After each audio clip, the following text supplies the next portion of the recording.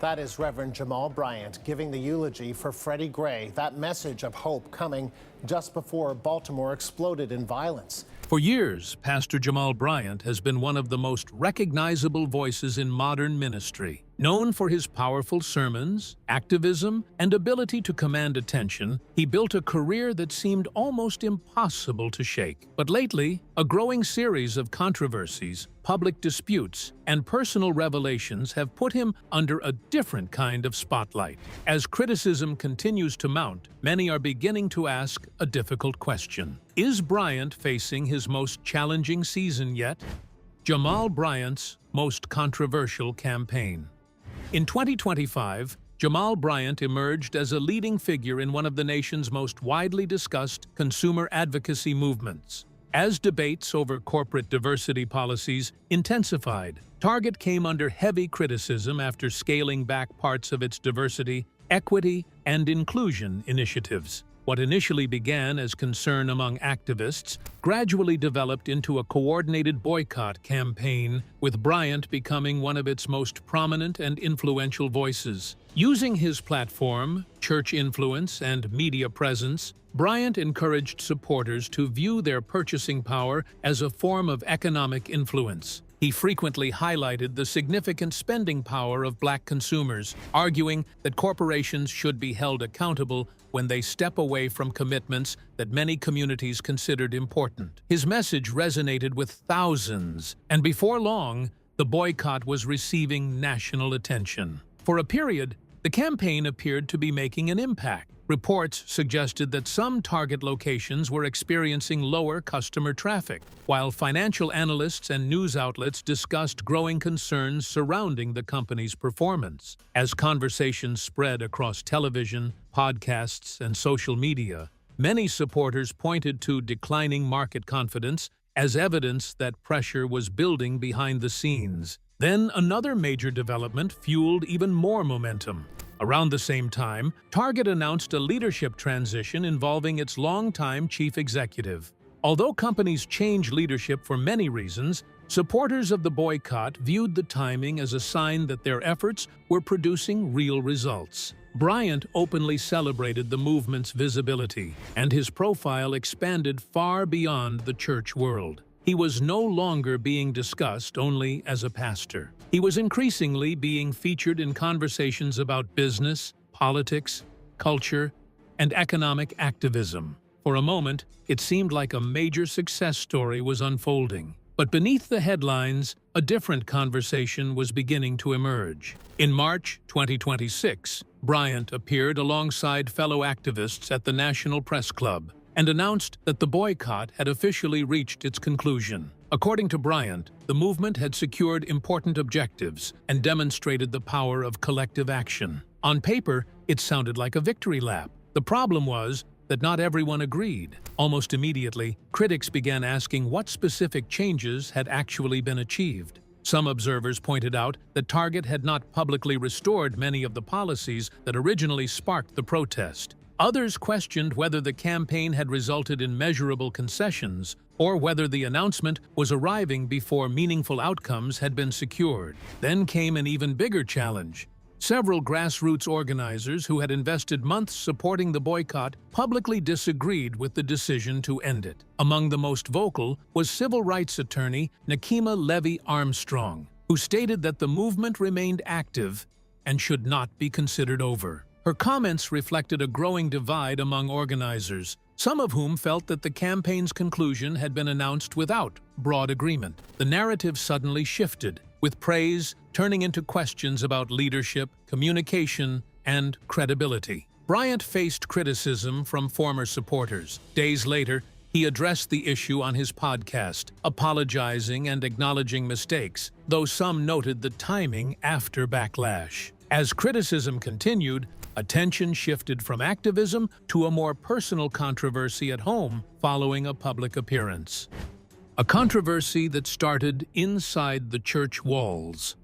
As attention around Jamal Bryant intensified, the focus slowly shifted away from public campaigns and into something far more personal. What started as discussions about activism and leadership soon found its way into his private world, where even small moments were now capable of triggering widespread debate. The first spark came during a formal charity event attended by his wife, Carrie Bryant. She appeared in a black gown with sheer design elements, an outfit that would normally pass without much notice in a modern red carpet setting. But in the age of constant online scrutiny, the image spread quickly across social media and immediately divided opinion. Some saw it as elegant and appropriate for the occasion, while others questioned whether it aligned with expectations placed on the spouse of a high-profile pastor. What made the situation different was not just the outfit itself, but how it was addressed. Instead of letting the discussion fade,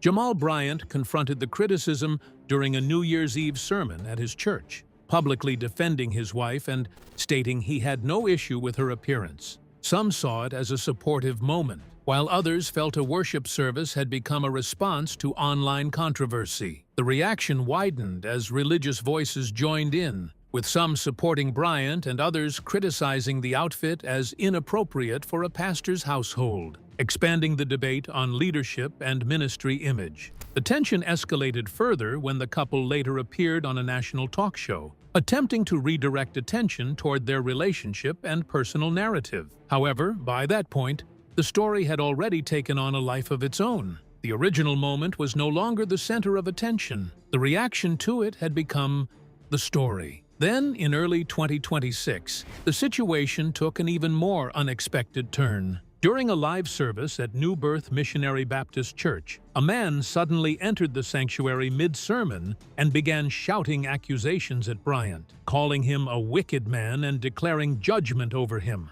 The disruption unfolded in real time as security moved to remove him, while the congregation watched in shock as the service broke into chaos. After the incident, Bryant pushed back strongly, calling for legal consequences and noting how similar disruptions might be handled differently in other churches. His response turned the moment into a wider discussion on respect, race, and religious spaces. It also raised questions about why controversy seemed to follow him across public, private, and church life, prompting a return to his earlier history.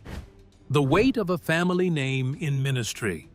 Long before Jamal Bryant became a widely recognized name in American ministry and public discourse, his foundation was already being shaped by something he did not choose: legacy. He was born into a deeply religious family where ministry was not an occasional calling, but a generational expectation. Both his father and grandfather served as bishops, while his mother was also involved in religious writing and church leadership. From the very beginning, the path ahead of him was less of a question and more of a continuation. But what is often overlooked in stories of early promise is how unstable that foundation can be before it becomes solid. Bryant's early years were marked by disruption rather than discipline. Reports from his background describe a difficult academic journey that included repeated school transfers, disciplinary issues, and at one point, repeating the 11th grade. Instead of following a smooth educational track, his teenage years were filled with instability that eventually led to him spending time abroad in Liberia before returning to complete his education through alternative pathways.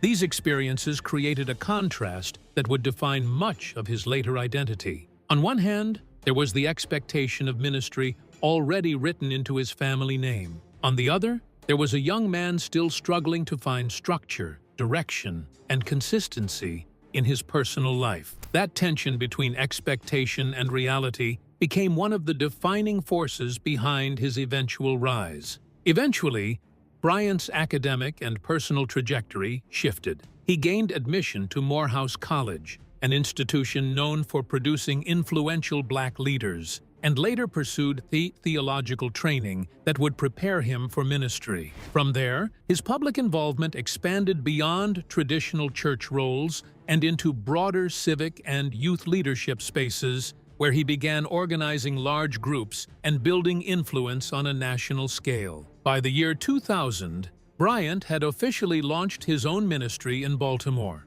What started as a small congregation meeting with roughly 40 members in a rented space quickly began to expand. Within a few years, That same ministry grew into the thousands, transforming into one of the more visible and fast-growing church movements in the region. His influence extended beyond the pulpit through television, radio, and speaking engagements, making him a national voice. As his platform grew, critics questioned his focus on empowerment and modern ministry style. Bryant defended his approach, but debate continued. His confidence also shaped how he handled conflict and relationships, eventually affecting his marriage to Jamal Bryant, where public success and private life began to diverge. A public pastor and a private breaking point. As Jamal Bryant's ministry continued to expand in the early 2000s, his personal life was also moving into a new chapter that, at first glance, seemed to match the success of his growing public image. During this period, he married Jamal Bryant, and together they built what appeared to be a stable family life while his church influence continued to rise. They had 3 daughters, including twins, and from the outside, their life reflected the image of a rising megachurch family grounded in faith and stability. But according to later accounts shared by Gazelle, the reality inside the home did not match what people saw from the outside. By the late 2000s, the marriage had reached a breaking point. In 2008, separation proceedings began, and the divorce was finalized in 2009.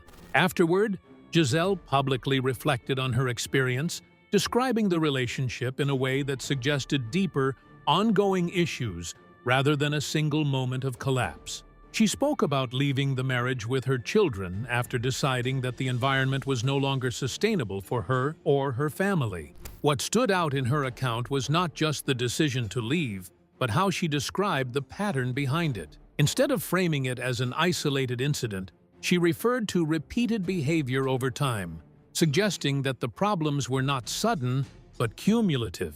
That detail added a layer of complexity to the public image of the pastor, who was simultaneously gaining national recognition. As the divorce became public knowledge, it inevitably followed Bryant into his growing platform.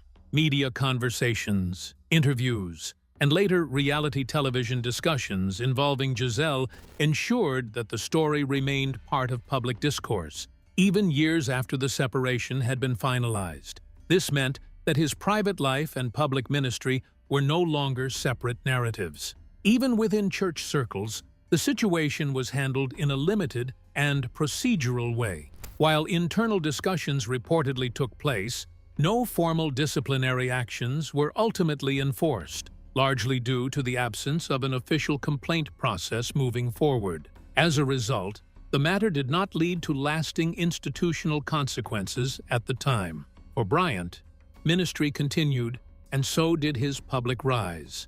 In many ways, life appeared to move forward without interruption. But underneath that continuity, a pattern was beginning to take shape, one where personal controversies did not end careers, but instead seemed to orbit them. And that pattern would soon resurface again in a far more complicated and legally grounded situation that could no longer remain within private testimony or public speculation.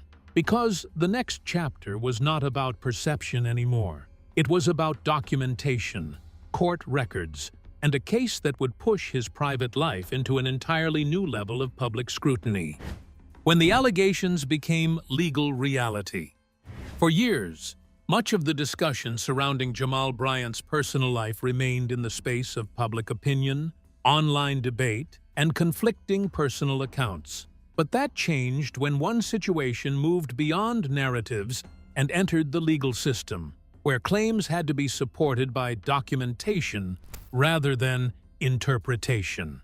In 2015, a woman named LaToya Odom gave birth to a child and identified Bryant as the father. Unlike earlier controversies that remained rooted in public disagreement, this matter progressed into formal legal proceedings. A paternity test was conducted, and the results reportedly indicated a probability of fatherhood so high that it effectively confirmed biological responsibility under legal standards. From that point, the discussion shifted away from speculation and into obligation. Odom later raised concerns regarding financial support and responsibility, stating that there were expectations tied to child support arrangements. These claims became part of a court process that gradually unfolded over time, with both parties presenting their positions through legal channels rather than public platforms. By late 2016, the case reached resolution in the court system. Bryant was legally recognized as the child's father, and custody arrangements were granted in favor of Odom. Alongside this, financial judgments were issued, including obligations related to legal costs. However, the legal developments did not end there. In 2017, additional court action in Maryland found Bryant in contempt for failing to comply with specific requirements connected to the case, including administrative obligations such as insurance coverage. These follow-up rulings added another layer of consequence, turning what had already been settled into an ongoing legal record that continued to follow him. At this stage, the matter was no longer part of rumor or commentary. It existed in official filings, court decisions, and documented proceedings that placed it firmly within public record. And yet, what surprised many observers was not just the case itself, but what came after it. Because instead of stepping away from visibility or reducing his public presence, Bryant moved in the opposite direction, taking on an even larger platform and stepping into a leadership role that came with far greater influence and far greater scrutiny. That next chapter would place him inside one of the most high-profile megachurches in the country, where history, controversy, and expectations were already deeply embedded before he even arrived. The megachurch seat, shadowed by controversy. Jamal Bryant entered one of the most defining transitions of his ministry when he was appointed senior pastor of New Birth Missionary Baptist Church in Georgia. On the surface, it marked a major professional advancement, placing him at the helm of one of the most prominent megachurches in the United States. However, beneath the title was a history that made the appointment far more complex than it initially appeared. Taking on the role also meant stepping away from his long-standing denominational ties, a move that raised questions among observers about direction, independence, and long-term vision. Yet the greater attention was not on what Bryant was leaving behind, but on the institution he was stepping into. New Birth was still carrying the weight of its previous leadership under Bishop Eddie Long, whose later years were overshadowed by serious allegations involving lawsuits filed by young men connected to the church. Although those cases were ultimately settled outside of court, the impact on the church's reputation was significant and long-lasting, including visible membership decline and ongoing public scrutiny. Because of that history, Bryant's arrival was met with mixed reactions. Some viewed it as an opportunity for rebuilding and renewal, believing a new voice could help restore stability and trust. Others questioned whether the deeper structural issues within the church had truly been addressed, or whether the same patterns of authority and silence could still exist beneath a new leader. Even within the church, the transition carried emotional weight, with former leaders and members reacting with acceptance or disappointment. Despite tension, Bryant stepped into the role confidently and maintained strong media presence.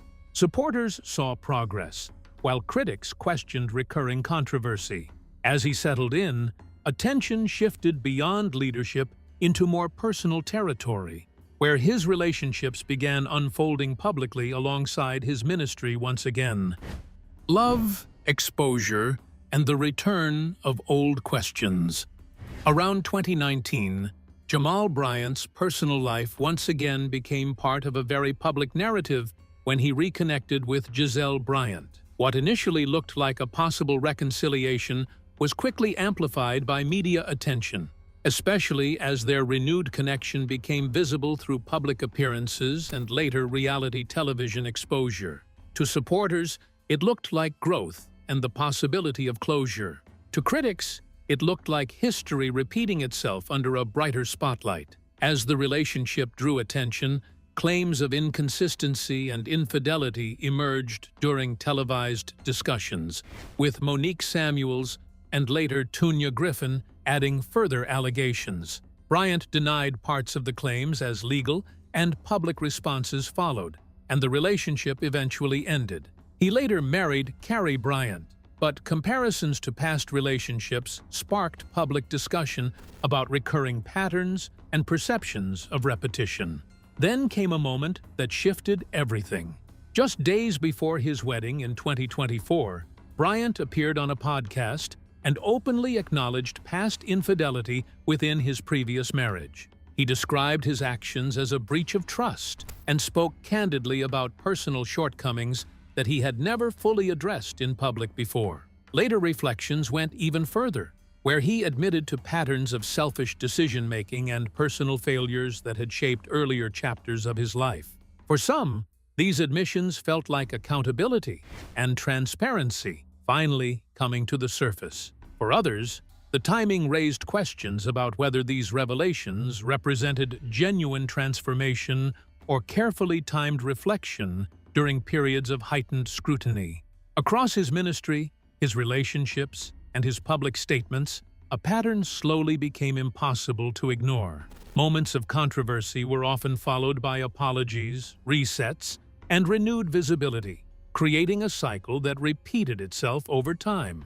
And now, as all of these chapters come into focus, one question lingers in the background, louder than ever. Is this simply a man navigating public pressure, or a pattern that has been unfolding in plain sight all along? That's the full story for now.